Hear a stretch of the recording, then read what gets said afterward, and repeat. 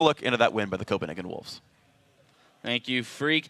A pretty decisive win there by Copenhagen Wolves. And I kind of want to jump right into Champion Select because we saw some interesting prioritization when it came to champion picks and bans comparatively to what we see in NA. Yeah, you see a lot of teams value Ahri quite highly. I think Ahri is a really situational champ. I think she's actually really strong, but the problem with Ahri is that she relies on your team to play the map really, really well. Like, you need to be able to establish vision control and deny proper vision at objective like choke points for you to play Ahri. I feel like that's a champion that requires a really, really good team to play around it, irregardless of how good you are at the champion. And so there are 4 bans that went to mid, and they first picked Ahri on their 1-2, and they didn't control the dragon vision at all that game. And so because of that, that's a team comp, and Ahri is a team champion that should be going into like the mid game, getting picks and snowballing off those picks. But she wasn't able to do that, and they just got out snowballed by a really, really good. Or out late game by a good team comp. And I feel like that speaks to the fact that H2k came into Champion Select with a very definitive game plan. They knew they were going for a pick comp. You know, they brought in the Morgana and the Elise with the Ahri, so they had a lot of CC. But Copenhagen Wolves actually did a fairly decent job of adapting, whether or not they predicted those picks or they were adapting mid-Champion Select. Xpecial, talk to me a little bit about that Champion Select process when you are in a best-of-5 series and you're like, I need to make adjustments to counter this team. First off, H2k's team comp, it was really pick-centric. And what that means is that you want to get ahead early, you want to win your lane, and had that been a standard 2v2, 1v1 matchup, I think H2k would have won. It really seems like as if H2k has better laners just from history, and just their laning, their picks is just a lot of, they're supposed to get a lot of kills. And because Copenhagen Wolves played their game perfectly, 1v2, got 3 buffs, did everything that they should have done, and even got ahead with a weaker early game team comp, they naturally just won the game, and they had really good vision control, like Scarra said. And Copenhagen Wolves is looking like a completely different team, which is kind of surprising since most people would say that H2k had the advantage going into these games. So let's talk a little bit about that 3-buff start that you just mentioned, because it definitely points to the fact that Copenhagen Wolves was prepared. They knew exactly what they wanted to do. They had clearly done some of their homework. So what's the proper response to that? Well, the thing is, you should be automatically thinking that they could 1v2. Because as soon as they pick Mundo into Rise, that lane isn't that great. And Mundo's 1v2 is really, really good as opposed to Rise's 1v2, which is really poor.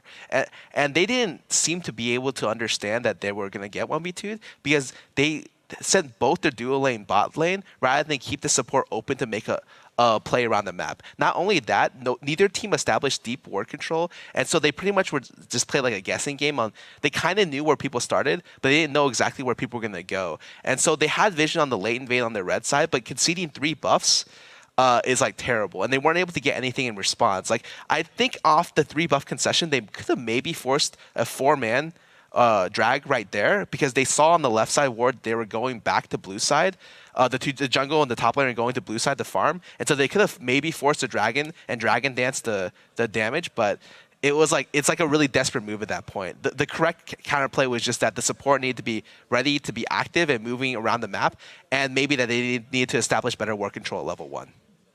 I think a lot of teams, they like staying bottom as their dual lane. When they feel like they're better players, when they feel like they have better matchups, better picks, and they want to be able to adapt correctly. But because of that, you need to be able to adapt correctly. They need to be able to stop them from getting 3 buffs or either get Dragon out of that. And they didn't do that. And that's not something that you can afford to do when you have early game matchups. And that's just what happened. They need to be able to not get outscaled and not give them advantages when they shouldn't be. Which is exactly what I believe H2k's mindset is, that we do have stronger laners. So I would expect to see Ziggs either taken away or banned out, because what that champion essentially did was prevent Ahri from being able to capitalize on that first blood that she got even. We saw her walk into lane after her first buy with a needlessly large rod and then pick up a kill. Should have been an early DFG and some picks to follow. Yeah. Sorry. Yeah, I really think that Ziggs is like a really big anti-throw champion. Like, Ziggs and Tristana are 2 champions I consider, like, once you get the late game, it's extremely hard to throw a big lead, because they just do, like, they poke, they siege. They're like perfect champions in that they can disengage, and they have a lot of ability to control like zones and stuff like that. I think that I would have rather just let them have Orianna.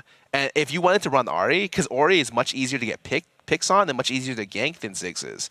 And you can go into like a late game scenario where you can get good positioning on an immobile champion like Ori rather than like the same kind of positioning against a champion like Ziggs, which can establish better zones of control with his E and can just like hop away with his W. All right, I want to jump into a couple of replays just so we can kind of decipher Copenhagen Wolves kind of their game plan and their decisiveness. So we're going to pull the first one up. It's about 22 minutes into the game. And what I love about this replay is that there are no kills that come from it, but that there's a lot of really clear decision-making on the side of Copenhagen Wolves. So Xpecial, if you don't mind taking away this replay. Well, the big thing is they're right behind. H2k is right behind at this point. They have a pick comp. They need to be able to establish vision and have Copenhagen Wolves walk in and be able to use Charm, use Elisa, use Morgana, bind. You have so many ways to catch people, but they're not using it. They're letting Copenhagen Wolves walk in, get control of the situation, and they're just going to walk down mid. They're going to go for the inhib mid, and here H2k is going for the Dragon, which they have to at this point, or they can just go back. But either way, this is not a good situation for them, and they weren't able to get any picks. And Ziggs even steals the Dragon. Everything goes wrong for them completely. Unfortunately, Copenhagen doesn't get the inhib turret, but the damage is already dealt. They're already behind. They lose 2 objectives, and they don't get the control that they need for H2k to really pull ahead. They don't get any kills at all, and they don't establish the vision that they need to get those kills happening. They also managed to bait the Rise TP out of that as well. So it was just kind of an altogether a clean sweep of globals at that point. Now I want to jump just 2 minutes further. Scarra, touch on the point about the strength of Ziggs and how it is an anti-throw champion. So we're going to pull replay up 24.5 minutes into the game. I'm going to let you kind of run away with this one and break it down for me. Okay, well, they're getting really desperate right now. Like, they're looking for a pick. Like, they have to get something started to bring the game back in their favor. They run through a lot of Ziggs poke, and they run through such a tight area trying to chase down the Ziggs. Ziggs just ultis, hits 3 people with ulti. Immediately, they realize they lost. Because Ahri can't go in with that low health without dying instantly. Nani Wave hits 2, and they try to disengage against Trist, which has a lot of resets, and Trist and Kha'Zix, which just eventually just clean up this. And actually, Copenhagen Wolves did a really safe play. I would have just recommended, or I think a Baron would have been a really easy get off that, because they got a free pick and everyone flashed and all ultis were down, and they knew that they had no vision on it, or they knew that they can control vision on it. So it's really, really easy for them to get a Baron there. But instead they went for a really, really safe top turret and just backed and re-established vision on Baron. So at that point too, H2k had no health across the board. We saw Elise at 5%, Ahri at 5%, Lucian at 10%, you know, thereabouts. In that situation though, right? Understanding that these teams, they're all professional players. They are prone to mistakes. H2k, what's the game plan from there? Xpecial, when you are behind, you are running a pick comp, you know you're up against this late game. What's your best chance at survival in a game like that? So from just watching this game, their vision control is completely poor. It's not even a question of, you know, were they behind or not. It's just they had a team comp where they're supposed to do it and they didn't do it. So what they should do now is force 2v2s. Go back into standards. Go back into team comps where you don't need to go for vision control. You just go for a skin like him. Tristana might be a huge priority, and I feel like mid pick is going to be really important. Not giving Copenhagen Wolves the Ziggs pick. I mean, Soren XD, people were saying is not as good as Fabiven, but he played really well. He was even behind a kill the first blood too, and he still completely farmed, did extremely well. And he did, I think he would be the MVP of that game, just because of his overall zone control. So I want to put you both on the spot real quick. Especially, you kind of already touched on your thoughts for the next game, but in this series, we're going to game 2 here. So Scar, I'll start with you. What do you expect to see? Maybe a couple specifics, maybe either picks bans or playstyle-wise adjustments they'll make, and do you have a prediction for who might walk away? I understand that both teams want to really control mid lane in terms of mid lane bans. Like, that was their strategy going in on draft.